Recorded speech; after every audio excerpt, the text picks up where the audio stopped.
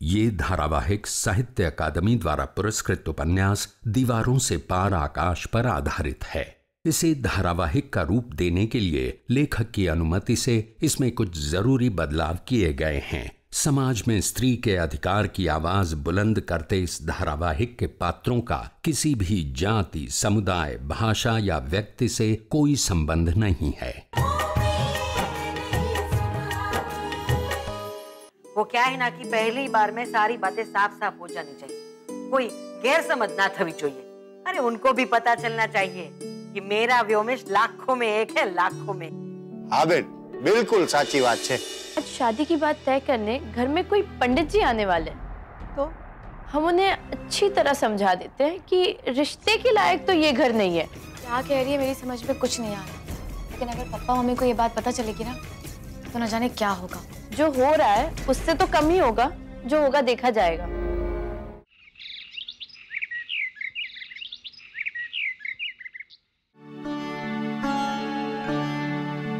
पंडित जी, जिस घर में आपने मेरी बहन का रिश्ता तय किया है वो लड़का सब कुछ सह तो लेता है ना?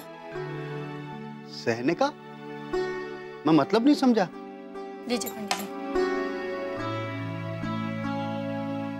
लीजिए पंडित जी, खाइए ना।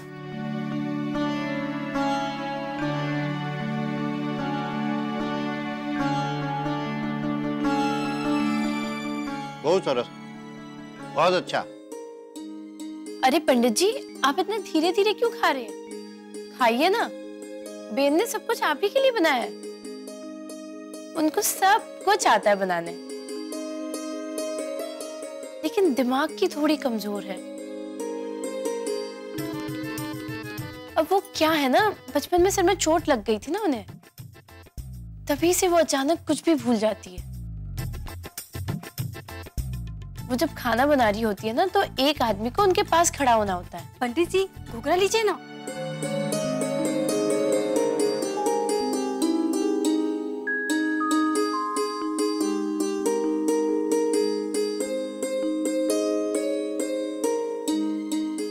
तीखा है घुघरा? महाराज नहीं खबर। अब बचपन में सिर में चोट लगी थी तो ध्यान तो हमें ही देना पड़ता है ना। जलेबी लीजिए ना।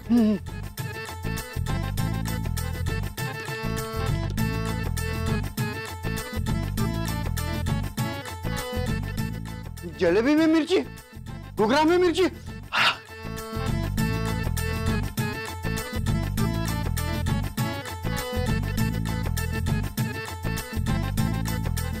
खाइए ना पंडित जी। महाराज नहीं खबर।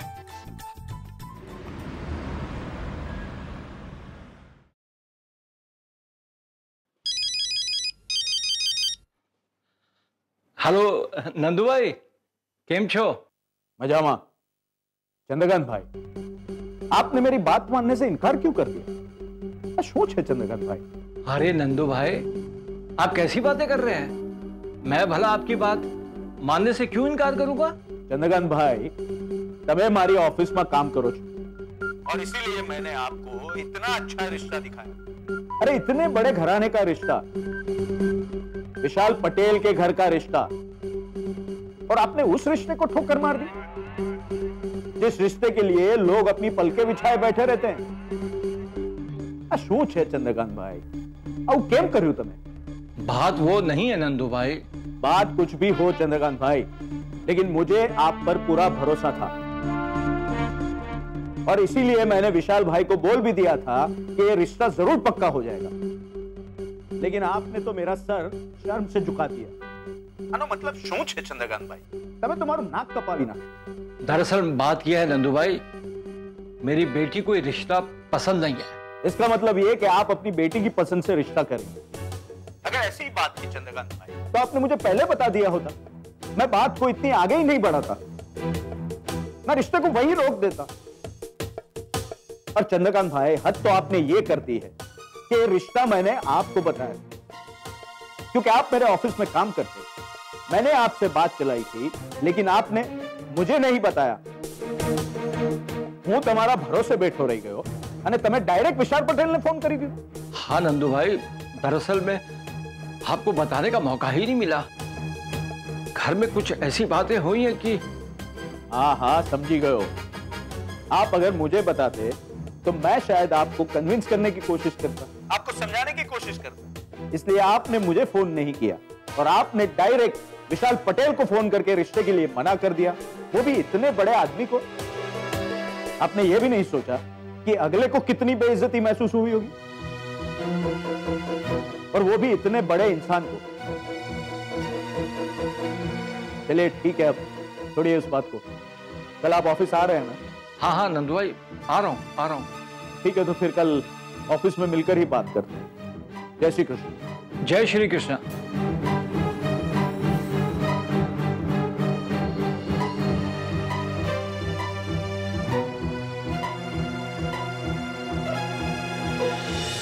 पंडित जी, लगता है बहन से फिर से वो गलती हो गई जो हर बार होती है। और इस वक्त भी मैं बेन के साथ नहीं थी, माँ ने बुला लिया था ना। खैर कोई बात नहीं, अब दूसरा आइटम खाइए ना। हाँ हाँ पंडित जी, खाइए ना। अब वो पंडित जी बात सिर्फ भूलने की नहीं है, वरना तो हम संभाल भी लेते। वो सिर में चोट लगने की वजह से ना दीदी को कभी भी गुस्सा आ जाता है। हाँ? और इतना गुस्सा आ जाता है कि न जाने घर में कितने क्रॉकरी सच तोड़ चुकी है वो। लेकिन अब क्या करे, सिर में चोट लगी है ना उनके। तमिज क्यों, 6 का ही बेन ने भूल। अब इसे एक बीमारी ही कहेंगे ना। जब गुस्से में भड़कती है ना तो किसी की भी नहीं सुनती। वैसे बहुत सीधी है, उसे डांस भी बहुत बढ़िया आता है और गरबा भी बहुत अच्छा खेलती है। अरे रूपल, तूने क्यों नहीं देखा? लगता है मिर्ची का डब्बा सामने ही था और बेन ने सब में वही डाल दिया। वैसे पंडित जी, हमारी बहन ना लाखों में एक है। इतनी सुंदर है कि देखने वाला तो कह ही नहीं सकता। उसे इतना गुस्सा आता है और खाने में ऐसी ऐसी गलतियां कोई सोच भी नहीं सकता। इस घर में मैं रिश्ता जोड़ने आ गया, छोकरी भुलकनी जो भुलकनी। बहुत सुंदर है मेरी बहन, बहुत सुंदर। वैसे जो भी देखता है ना उन्हें बस देखता ही रह जाता है। हाँ तो पंडित जी, मैं ये कह रही थी, घर काम में बहुत माहिर है, अभी ना ग्रेजुएशन कर रही है। मारी वसु लाखों में एक है। लाखों में नहीं, करोड़ों में एक है, करोड़ों में। वसुधा की पढ़ाई के बारे में मुझे भी कुछ बात करनी है, लेकिन ये बेहतर होगा कि ये बात मैं विमेश और उसकी बुआ के सामने करूं। अब बात करने की क्या जरूरत है? अगर उनसे ही बात करनी थी तो मैं यहां क्यों आया हूं? यजमान, ये रिश्ता नहीं हो सकता।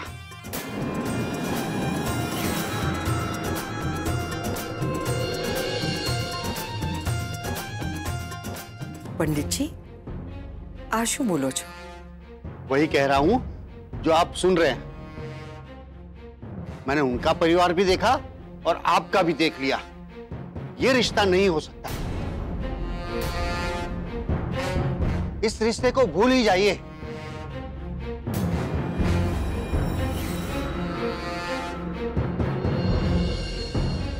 શું વાત કરો છો? આ વાતને પડતી જ મૂકો। मैं चलता हूं। ये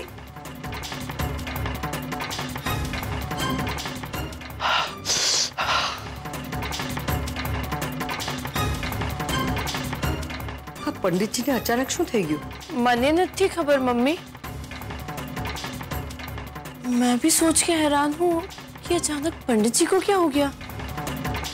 छुटकी, पंडित जी के पास किसी का फोन तो नहीं आया? हाँ हाँ, एक फोन आया था, घबराकर किसी से बात कर रहे थे। अन्य माथा पर पसीनों पर आवी गयो तो।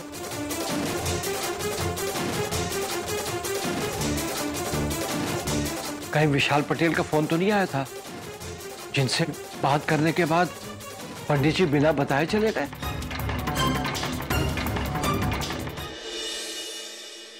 अरे नंदू भाई मेरे, मैंने आपको सिफारिश करने के लिए नहीं कहा था। अब ये उसकी बदनसीबी है या कुछ और, ये मैं बाद में देख लूंगा। फिलहाल मेरी तरफ से ये रिश्ता खत्म हो चुका है और एक बार जो खत्म हो जाए उसे मैं बार बार दोहराना ठीक नहीं समझता हूं। समझी क्या? जय श्री कृष्णा।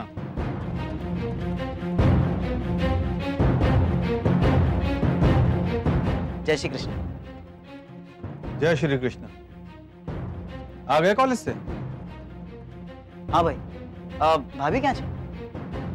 मंदिर गई है वो। सुनो अनिकेत। हाँ बोलो भाई।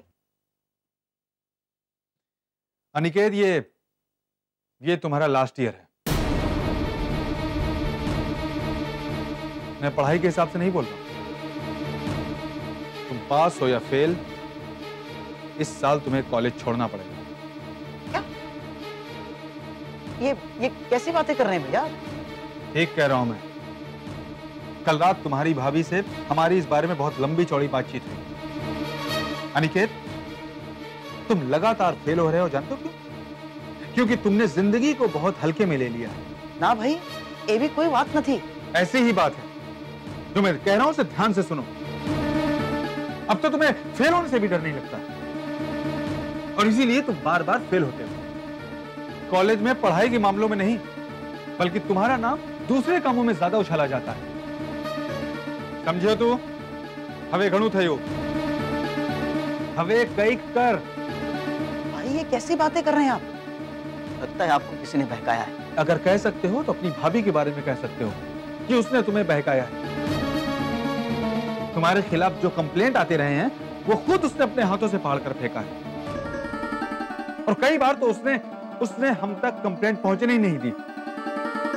और शायद इसी बात से तुम्हारी सोच में वो लापरवाही पैदा हो गई है कि तुम कॉलेज जाओ या ना जाओ कोई फर्क नहीं पड़ता है। तुमने सोचना ही छोड़ दिया है। तुम कॉलेज जाते हो लेकिन पढ़ने नहीं जाते। वहां दूसरों पे अपना रौब जमाने आते हो। तुम सब पर रौब झाड़ने जाते हो कि तुम विशाल पटेल के भाई हो। लेकिन अनिकेत, रौब झाड़ने से इंसान काबिल नहीं बन जाता है।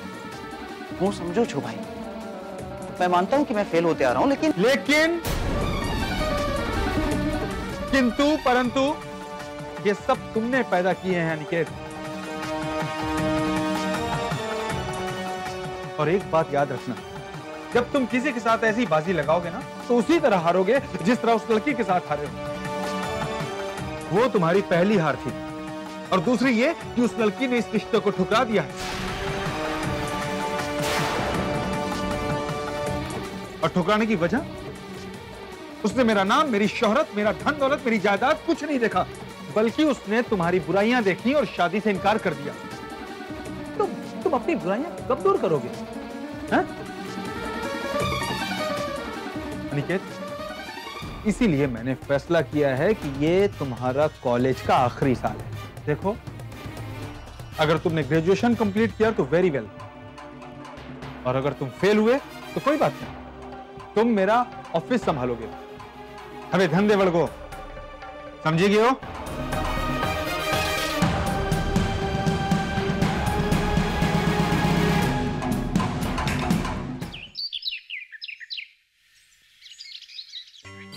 जोयो मारो जादू, मैंने कहा था ना मैं सब संभाल लूंगी, और देखो सब संभाल लिया। पंडित जी आए थे रिश्ता तय करने और साफ साफ मना करके चले गए। साचिश, पंडित जी चले गए और पापा मम्मी ने कुछ कहा भी नहीं? वो क्या कहते, वो तो खुद ही समझ नहीं पाए। अरे उन्हें तो ये लगा कि पंडित जी को कोई फोन आया और इसी वजह से वो इनकार करके चले गए। वैसे तूने पंडित जी के लिए बनाया क्या क्या था? अगर वो इतना तीखा था तो बिना बोले बिना कुछ कहे चले कैसे गए? वो बहुत कुछ बनाया था बेन, लेकिन सब में मिर्ची डाल दी। मुझे तो यकीन नहीं हो रहा है कि पंडित जी को तीखा भी लगा और वो शादी के लिए इनकार करके चले भी गए। मजबूरी में कुछ भी करना गलत नहीं है बेन। जरा सोच छुटकी, हम मम्मी और पापा को मना नहीं पाए तो हमें पंडित जी के साथ फरेब करना पड़ा। કેટલી ખોટી વાત છે ને? ખોટું સાચું મને નથી ખબર, પણ જે થયું એ બરાબર થયું।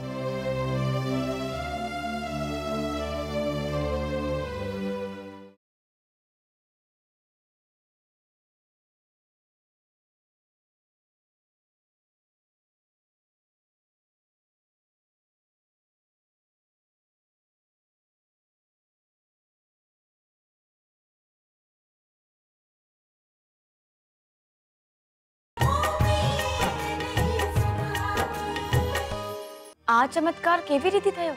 થયો ને બેન। अरे बहन, आपके बारे में इतना उल्टा सीधा बोला है ना इसने कि पंडित जी को तो जाना ही था। वो मैंने पंडित जी को कहा कि सारा खाना आपने बनाया। दरअसल बचपन में आपके सिर में चोट लगी थी और तभी से आपको भूलने की बीमारी है। तो कभी आप नमक के बदले शक्कर, शक्कर के बदले नमक, कभी नमक के बदले मिर्ची, कुछ भी डाल देती है, आप बस भूल जाती है। और आपको याद दिलाने के लिए आपके बाजू में किसी को खड़ा रहना पड़ता है। छुटकी, और वसुधा बहन के गुस्से के बारे में क्या कहा था, वो भी तो बता। हाँ? मैंने पंडित जी को कहा कि दरअसल मेरे वसुधा बहन को बचपन में सिर में चोट लगी थी और तब से जो उन्हें गुस्सा आता है तो बहुत तेज गुस्सा आता है। और न जाने गुस्से में वो कभी क्रॉकरी सेट और क्या क्या तोड़ देती है और कभी कभी तो किसी का सिर भी फोड़ देती है। पंडित जी, आप उनके सामने बिल्कुल नहीं जाना। और मैंने ये भी बताया कि जब आपको गुस्सा आता है तो बहुत तेज गुस्सा आता है और आपको संभालना बहुत मुश्किल हो जाता है। चुटकी, तूने मुझे पूरी तरीके से पागल साबित कर दिया है ना? हूँ पागल छू? मैंने आपको पागल तो साबित नहीं किया, लेकिन मैंने उनको जरूर पागल करके भेज दिया। वो जरूर अपना सर पीट रहे होंगे। चुटकी,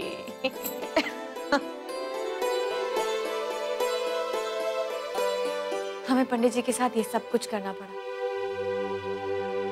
इस सब का जिम्मेदार कौन है? हमें अपने अधिकार के लिए, अपने भविष्य के लिए, अपने करियर के लिए झूठ और फरेब का सहारा लेना पड़ा। छुटकी, मजबूरी में कुछ भी करना गलत नहीं है बे। जरा सोच छुटकी, हम मम्मी और पापा को मना नहीं पाए तो हमें पंडित जी के साथ फरेब करना पड़ा। કેટલી ખોટી વાત છે ને? ખોટું સાચું મને નથી ખબર, પણ જે થયું એ બરાબર થયું।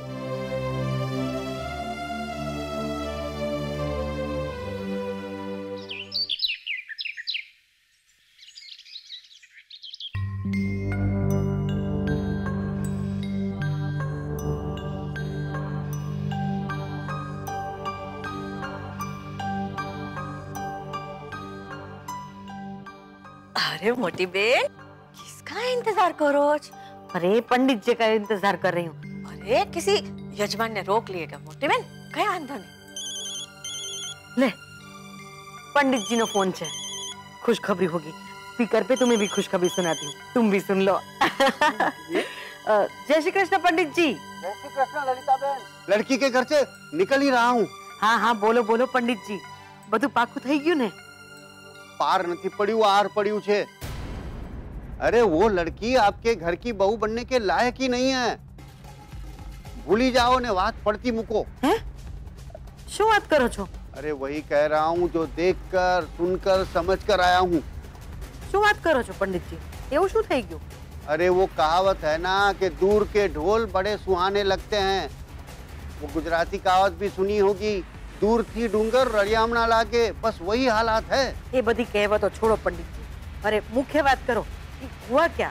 अरे वो लड़की को घर में कुछ बनाना ही नहीं आता। हाँ, और बचपन में कुछ उसके सर पे चोट लगी थी, तब से भूल जाने की आदत है। वो चाय में शक्कर की जगह नमक डाल सकती है और सब्जी में नमक की जगह शक्कर। अरे मीठा घुघरा में मिर्ची डाल दी थी। मेरा मुंह अभी भी जल रहा है। साव भुलकनी छे। क्या? शू बात करो छो पंडित जी तमे? मैं तो सोच भी नहीं सकता था, मगर उसके घर जाके पता चला।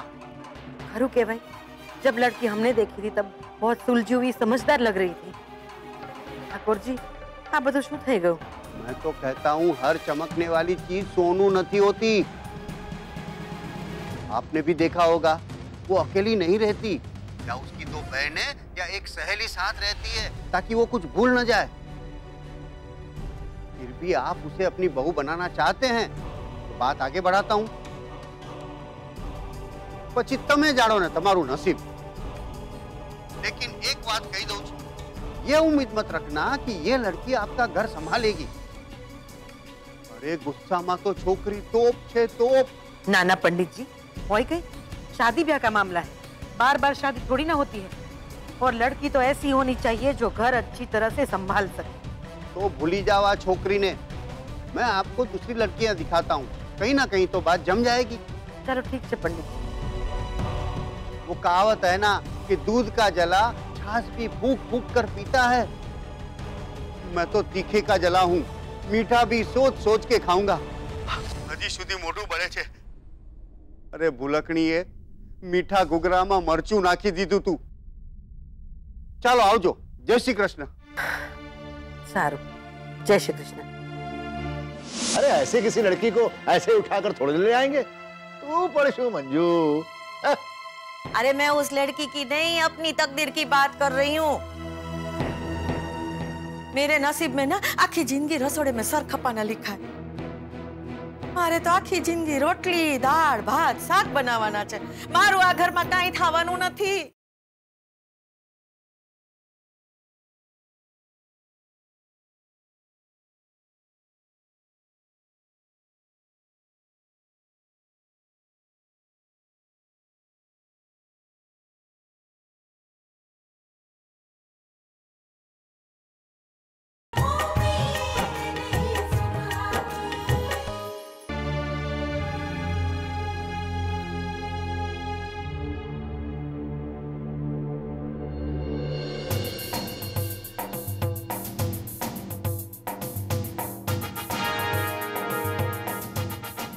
पर मैं क्यों परेशान हो रही हूँ? व्योमेश की शादी नहीं होगी। अरे बापा ना कितना टका। नहीं नहीं, मेरे को तो परेशान होना ही चाहिए। व्योमेश की शादी नहीं होगी तो घर में खाना बनाने वाली कैसे आएगी? ना बापा ना, जल्दी થઈ જાય बस, छुटकारो થાય मारो।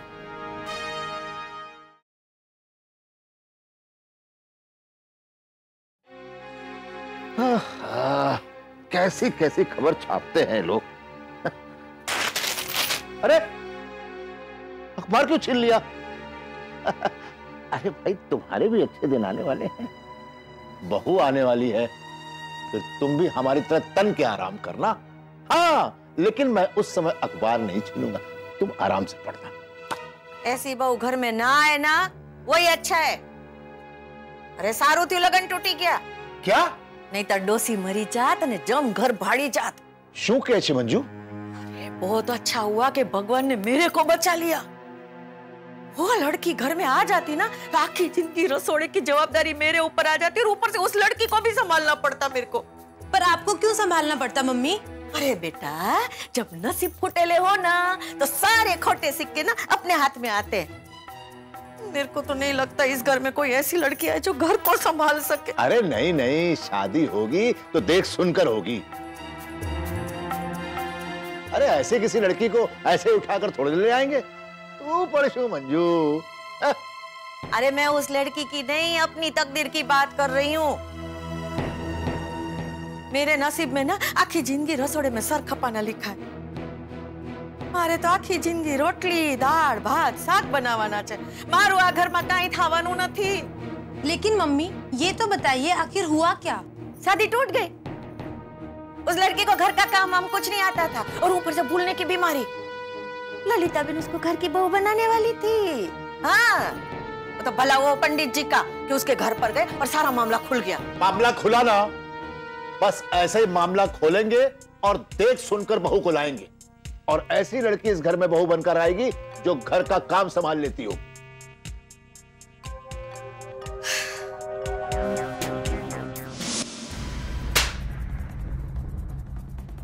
क्या किया तूने?